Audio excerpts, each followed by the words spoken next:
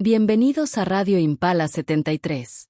Aquí, donde los ecos urbanos despiertan secretos olvidados y las sombras susurran historias que no quieren ser contadas. Prepárate para sumergirte en relatos donde la realidad se disfraza de mito y lo cotidiano se torna inquietante. Cada episodio es una invocación a lo ancestral, lo siniestro, lo cósmico. Esto no es solo un podcast, es un portal. Estás escuchando Radio Impala 73. Y desde aquí, ya no hay vuelta atrás. La Castañeda, el manicomio del olvido. En 1910, bajo el régimen de Porfirio Díaz, se inauguró el manicomio general La Castañeda, en una antigua hacienda de Mixcoac. Fue presentado como símbolo de progreso durante los festejos del centenario de la independencia. Su arquitectura imponente y 23 pabellones prometían una nueva era en el tratamiento de enfermedades mentales. Pero lo que nació como esperanza, se convirtió en una pesadilla nacional. Desde el inicio, los pacientes llegaban de los antiguos hospitales de San Hipólito y del Divino Salvador. Personas con epilepsia, en situación de calle, con adicciones o que simplemente no encajaban en la sociedad eran internadas sin distinción. Con el tiempo, bastaba con ser incómodo o diferente, mujeres rebeldes, personas LGBTI, o gente sin recursos. La locura dejó de ser un diagnóstico médico y se volvió una condena social. Durante la Revolución, el hospital fue abandonado. Se retiraron las camas y los internos dormían en el suelo, en condiciones infrahumanas. Los tratamientos se usaban como castigo. A veces, un solo médico debía atender a más de 3.000 personas. El sufrimiento silencioso se volvió rutina. La vigilancia era casi nula, y los pabellones, espacios de desesperación. La clasificación era deshumanizante, había pabellones para epilépticos, enfermedades contagiosas o casos especiales, donde mujeres sin diagnóstico eran aisladas.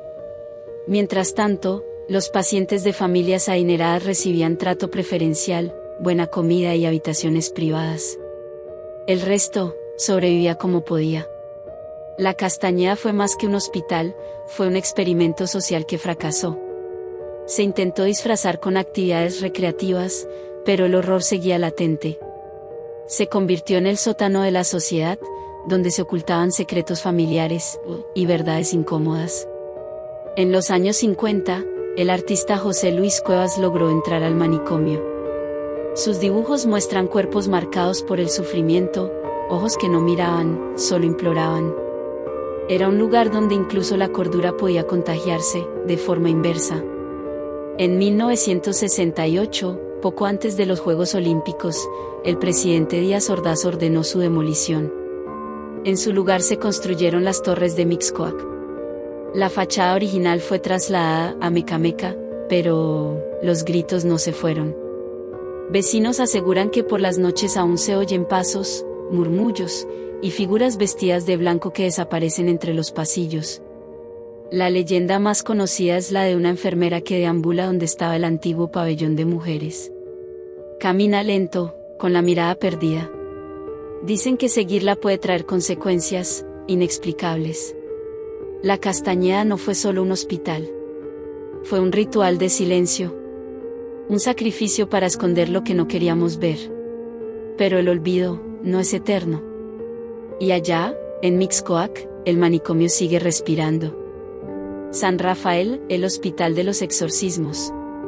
En los años 40, en la Ciudad de México, se fundó el Hospital Psiquiátrico San Rafael.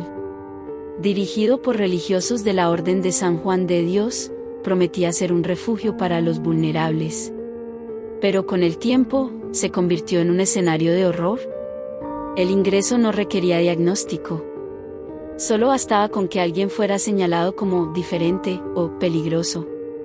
Jóvenes rebeldes, mujeres que desafiaban normas, personas con conductas fuera de lo común. Todos eran encerrados. Una vez adentro, ya no eran personas. Solo casos sin nombre. Los métodos eran inhumanos. Electroshock sin anestesia. Aislamientos prolongados. Y lo más perturbador, exorcismos. Los religiosos creían que muchos padecimientos no eran mentales, sino espirituales. En capillas improvisadas, ataban a los pacientes y realizaban rituales con agua bendita y oraciones.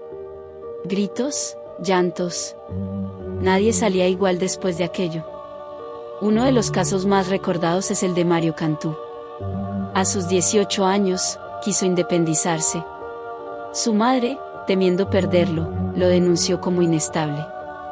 Una noche fue sedado y llevado al hospital. Durante semanas, sufrió descargas y amenazas. Olvidó quién era. Su historia se borró entre los muros. Pero el horror no venía solo de los humanos. Se decía que una sombra sin rostro recorría los pasillos. Se sentaba junto a los internos y susurraba cosas que nadie entendía. Algunos la veían en sueños, mostrando fuego, vacío y desesperación. Los religiosos la conocían como el visitante y evitaban ciertas habitaciones después del anochecer. Una historia estremecedora habla de una madre que visitó el hospital con su hijo. Algo terrible ocurrió ese día, lo suficiente como para que todos los registros desaparecieran. El caso fue silenciado, como tantos otros. En 2009, el hospital fue clausurado. En su lugar, se levantó un centro comercial. Pero los trabajadores reportaron cosas extrañas. Herramientas perdidas, voces sin dueño, figuras que se desvanecían. Años más tarde, durante la grabación de la película Archivo 253, el equipo vivió sucesos inexplicables. Puertas que se cerraban solas, luces que parpadeaban sin razón, y la figura de un monje caminando entre las sombras. Hoy, San Rafael ya no está. Pero quienes conocieron ese lugar saben que hay horrores que ni el concreto puede esconder, y que la fe, cuando se tuerce, puede abrir puertas que jamás debieron abrirse. La planchada del fantasma del Hospital Juárez. El Hospital Juárez fue fundado en 1804, en plena Ciudad de México. Durante siglos, ha sido testigo de guerras, epidemias y miles de despedidas. Pero entre sus pasillos no solo habita la historia médica del país, también ronda una presencia imposible de ignorar. Una enfermera de uniforme impecable, rostro oculto, y una energía que congela la sangre. La llaman la planchada. Todo comenzó a inicios del siglo XX, cuando el hospital aún se llamaba San Pablo. Una joven enfermera llamada Eulalia se destacó por su vocación y calidez. Era querida por todos. Siempre sonriente, siempre dispuesta a ayudar. Pero entonces conoció al doctor Joaquín. Encantador, ambicioso y peligroso. Eulalia se enamoró. Él le prometió matrimonio. Pero días antes de la boda, desapareció. Un enfermero, celoso y dolido, le confesó la verdad. Joaquín se había casado con otra mujer. Eulalia se derrumbó. Desde ese momento, su comportamiento cambió. Se volvió distante, confundida, y su trabajo comenzó a fallar. Con el tiempo, su salud se quebró. Y murió internada en el mismo hospital donde alguna vez fue símbolo de compasión. Pero ahí no terminó su historia. Años después, comenzaron los rumores. Pacientes en estado crítico afirmaban haber sido atendidos por una enfermera. Con uniforme antiguo, voz dulce, y una extraña calma en su presencia. Pero al preguntar por ella, nadie sabía de quién hablaban. No estaba registrada. No formaba parte del turno nocturno. No existía. Algunos creen que Eulalia volvió para redimirse, que su espíritu cuida en silencio a los enfermos. Otros dicen que su aparición es una advertencia, que cuando aparece, la muerte no está lejos. Dicen que su tacto es helado como el metal, y que si llegas a ver su rostro, ya es demasiado tarde. El Hospital Juárez aún funciona. Pero en ciertas madrugadas, cuando el reloj marca las 3, hay quienes sienten que alguien acomoda su sábana, que una figura blanca cruza la habitación, y que el medicamento ya fue administrado, aunque nadie entró. La planchada no es solo una leyenda. Es un eco de culpa, amor y tragedia. Un alma que aún camina, buscando redención entre los vivos. El Hospital de Valle de Chalco, ecos entre las ruinas. En el Estado de México, hay un hospital que guarda más que historias clínicas. Se trata del Hospital Materno Infantil de Valle de Chalco. Fue construido para ayudar, pero terminó convertido en un lugar donde algo más empezó a despertar. Todo comenzó una noche con un apagón en urgencias. 2 incubadoras fallaron. 2 recién nacidos no sobrevivieron. Prometieron mejoras, pero las fallas eléctricas se volvieron rutina.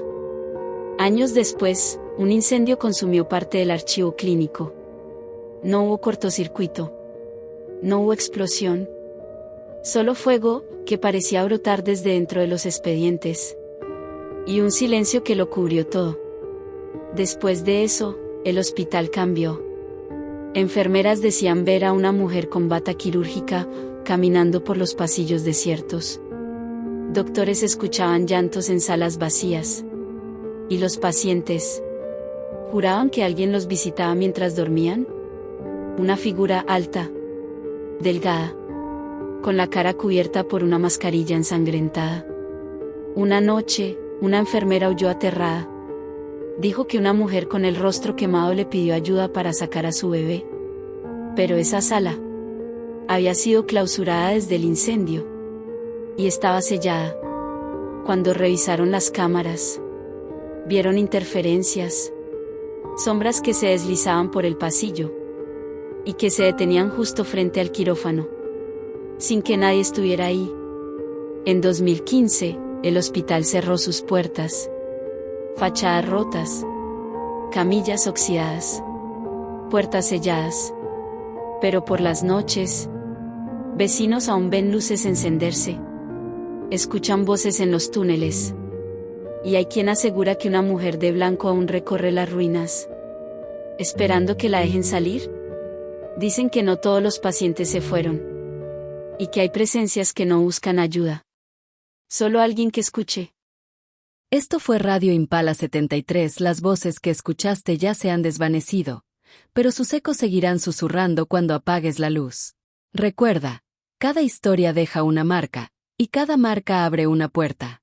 Hasta el próximo episodio, cuando volvamos a invocar lo oculto, lo olvidado, lo inevitable.